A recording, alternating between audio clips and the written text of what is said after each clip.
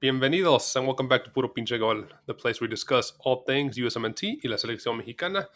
My name is Adrian. I'm joined once again by my co-host and Tocayo, Adrian. Adrian, what's going on, man? How are you, bro? Hey man, I'm doing just all right. Excited to see Tigres against León today for that semifinal in La Concachafa. And ready to talk PPG, dude. Let's do it, man. We have some news coming out of the U.S. soccer camp. Some big news. They have finally filled one of their higher up roles in the sporting director role. So About let's just get time. in. Yeah, it's about time for sure. Let's just get into it, man. Matt Crocker, the Welsh born, but really experienced in the US and England guy, has taken over the role as a sporting director. He replaces Ernie Stewart, who was serving since 2019, August 2019, so a little bit under 4 years. So for those of y'all who don't know, because this is kind of an ambiguous title that covers a lot of umbrellas, or that's a big umbrella hmm that covers a lot of hats. What is the role of a sporting director in the U.S. soccer? Well, he's going to oversee U.S. soccer entire sporting department, both the men's section, the women's section, the national teams, and the extended national teams, which are like the Paralympic teams, et cetera, the volleyball teams, et cetera, or the volley foot teams. So all 27 U.S. soccer sides. So, U15, U17, U21, 23, main teams, blah, blah, blah. He's going to be in charge of overseeing that. He's going to be in charge of setting and implementing U.S. soccer's sporting vision. If they have vision, who knows? I don't know. I haven't seen it, but Oh, we'll shots see. fired. We'll see what vision they have here for the future, especially for this 2026 World Cup. Um, Overseeing the performance of all these 27 national team sides, implementing a technical development plan that starts at the youth level, developing sporting culture and philosophy, ensuring greater communication between all the U.S. soccer team divisions and departments, and sharing best practices amongst all soccer programs. So a lot of fancy words, a lot of roles, I guess. But in summary, he's going to be in charge of pretty much helping identify and develop a style of play the U.S. wants to play and implementing that amongst all the teams, right? So if the U.S. is hmm thinking, we want to do like Spain did years ago when they started implementing tiki taka, they started at the grassroots, they started at the youth teams, and from the very small, for the youth 15 players to the main team, they all play the same way. That's what they're going to try to push for, and that's pretty much what he's bringing to the forefront here as the sporting director. What do you think, man? Before we really get into Matt Crocker's background, is this a lot for one guy to handle?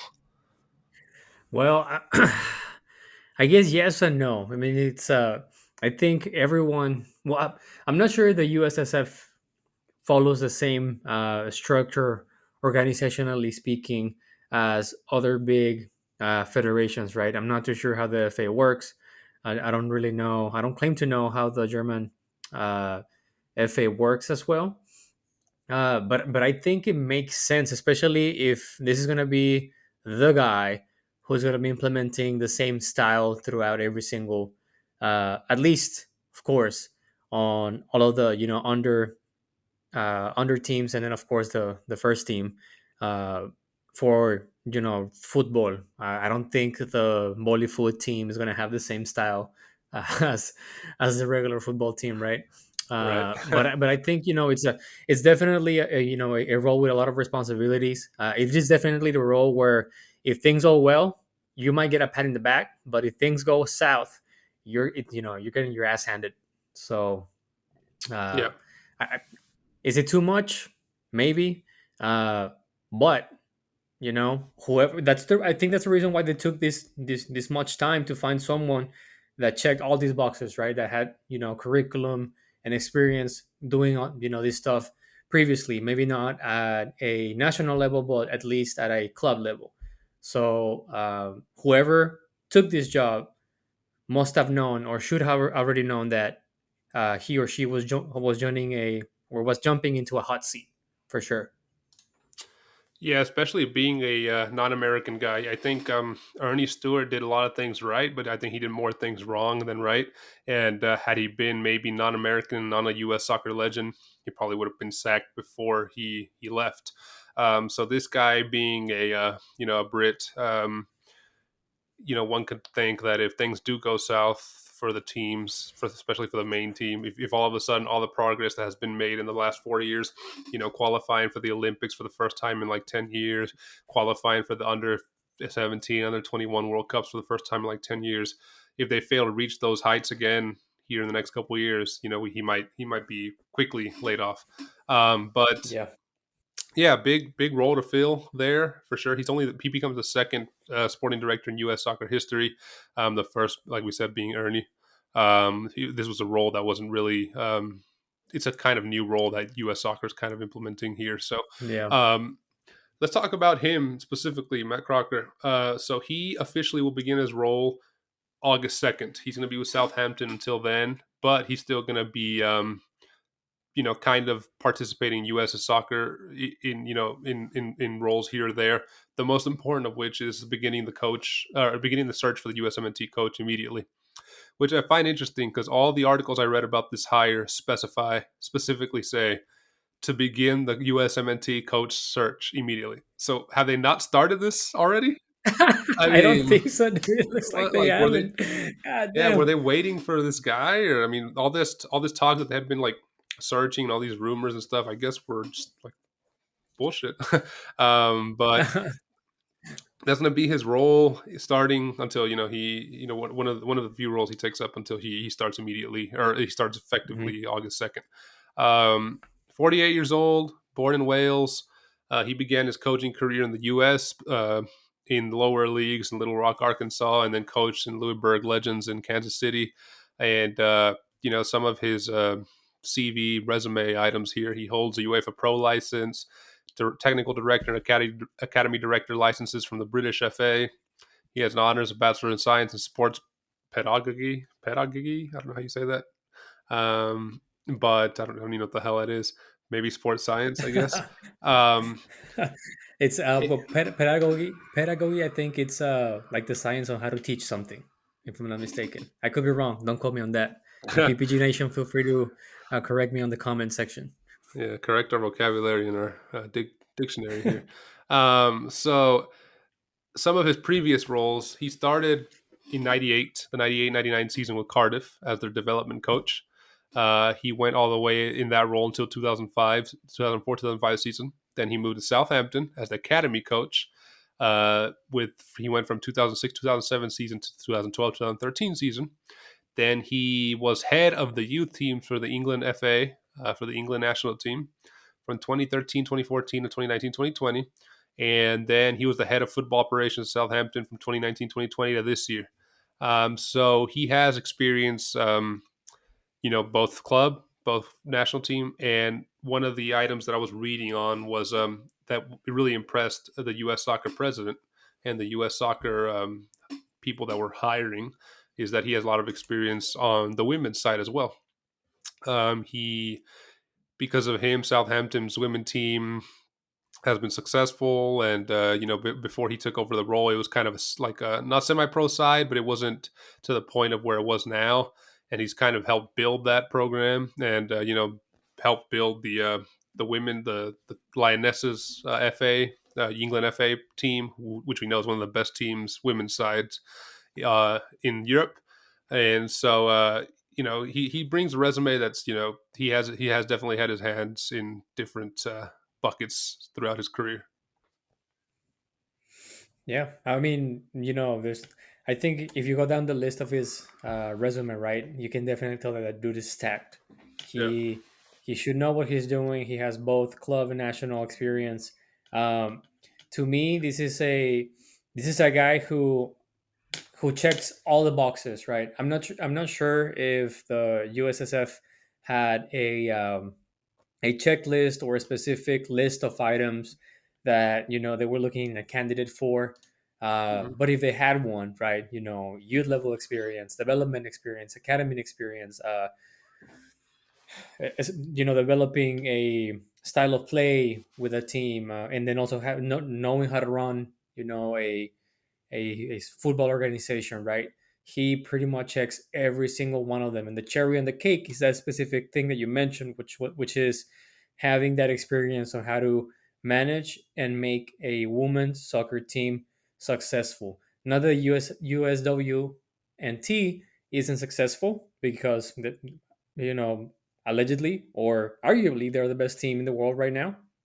Um, I think he will help them to get into the next stage of that performance level, right? So he is definitely. I don't know if he was the only candidate. Well, I know we know for a fact that he wasn't the only candidate because we had other people rejecting the job, right? Hmm. But I'm not too sure why they were rejecting the job for whatever reason, or if they just essentially weren't the fit that these guys were looking for. So I'm excited, man. He seems to be in paper a great addition to the USSF. Yeah, for sure. I mean, he's overseen players come up through his, youth teams like Gareth Bale, Luke Shaw, James Ward-Prowse, a lot of big names that he's overseen, and a lot of experience, and definitely, you know, seeing the U.S. step out of their shell and hiring somebody that's not American. It's a, obviously it's still wait and see how he does. But it was a Is big, it giving you hope? it was surprising for me, definitely. And again, not that we have anything against American coaches, American sporting directors, but it's nice to see that they're at least interviewing these people that trying to think outside the box, right? Maybe hey, maybe there's people outside of the U.S. that could fulfill our vision equally as good or better.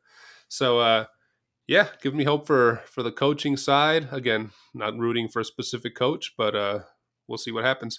Funny enough, talking about coach, he wanted to bring Jesse Marsh to Southampton earlier this season. So he's a fan of Jesse Marsh. So I don't know if that's going to swing in Jesse Marsh's favor. First of all, does Jesse Marsh want the job currently? Who knows? But will this guy pursue Jesse Marsh as the head coach for the USMNT moving forward? We'll see. Um, so first steps for him, man. Like we said, hire a men's coach, and he's praised Triple G. He's praised Tonyo Hudson for what they've done over the past couple years. And he said one of his key implementations that he wants to do going forward as sporting director is he wants to make sure he taps into the dual national market. He says this is a country full of people from everywhere, so he wants to make sure we take advantage of that. And he says, and I quote, "It's going to be a key part of our program going forward." So look, just like we were talking about the Alcoca, trying to implement dual nationals, we might see more dual nationals with the U.S. Going forward. So Adrian, as we wrap up here, what do you want to see from him in his role, or what do you I expect from think, him? yeah. If I think right now, short term is he has two big tasks in my mind. First one is find the coach that is going to fit your vision, right? Who's going to help you develop that specific style of play that you want to implement in the USM and in the US uh, roster of different football teams. And second, to me, he needs to bring the gun, Balagun, home. He needs to secure that player for the USMNT. He needs to make sure that he lets Balogun know that, hey man, this is your house. We want you here. We appreciate you here. We're gonna press you right. So to me, those are the two things that he can do right away, and get a lot of people on his side. Definitely, long term, I think the USMNT it's bound to have this breakthrough. I Hmm. think the last 15 years have been building up to this specific moment, culminating on 2026, where we shall see that jump into the next stage of performance, into the next stage level for the USMNT. So I feel that he's primed to do that. As I said, if he's successful, he's probably gonna get a pat in the back. But if everything goes wrong, he's gonna be the first one out. Yeah. All right, cool. No, yeah, say pretty much the same for me. I mean, I didn't have bring the gun home like you did, but yeah, I mean, if he brings a ballot gun home, man, he'll start off on the right foot with all the USMNT fans for sure. What I want to see Hmm. from him is just interview a wide range of candidates. Obviously, make the best one.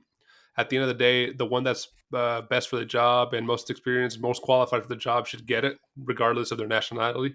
But interview people from different places, interview people from different backgrounds, interview people with different experiences.